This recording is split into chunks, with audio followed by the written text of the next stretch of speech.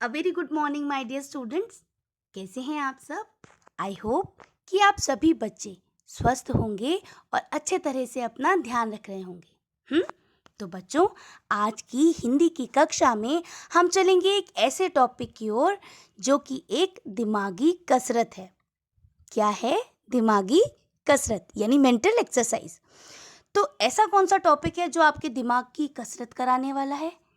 तो बच्चों, हमारा आज का टॉपिक है अपठित गद्यांश। क्या है हमारा टॉपिक? अपठित गद्यांश। अब ये अपठित गद्यांश होता क्या है?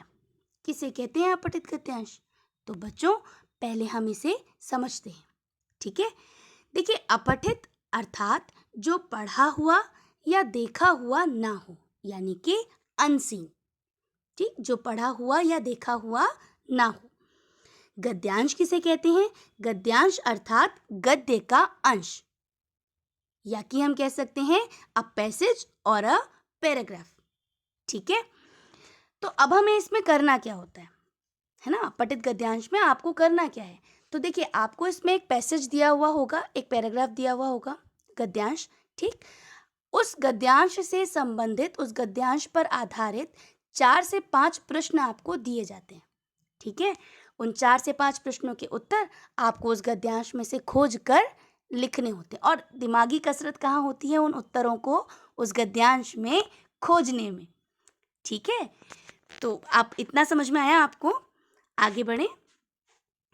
अब है अपठित गद्यांश को सॉल्व करते समय, उसको सुलझाते समय हमें किन बातों का ध्यान रखना चाहिए। ठीक है, तो देखते हैं किन बातों का ध्यान रखना चाहिए। सबसे पहले गद्यांश को ध्यान से पढ़ना चाहिए। देखिए, अगर हम बिना पढ़े उत्तर लिखने बैठ जाएंगे तो हम कहीं ना कहीं गलती कर बैठेंगे, है ना? तो हमें सबसे पहले क्या करना है? गद्यांश को ध्यान से पढ़ना है।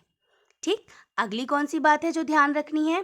प्रश्नों के उत्तर लिखते समय भाषा सरल होनी चाहिए। प्रश्नों के उत्तर लिखते समय भाषा सरल होनी चाहिए। ज़्यादा क्लिष्ट हिंदी या कह लीजिए डिफ़िकल्ट शब्दों का इस्तेमाल करने से बचना चाहिए।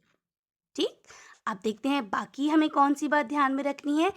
गद्यांश में से ही उत्तर ढूंढने का प्रयास करना चाहिए। अपनी तरफ से कोई कहानी नहीं बना के लिखनी चाहिए। उत्तर को गद्यांश में ही खोज कर लिखना चाहिए। ठीक है बच्चों, तो इतना आपको समझ में आया? तो चलिए, अब हम एक गद्यांश का, अपठित गद्यांश का अभ्यास करते हैं। ठीक है,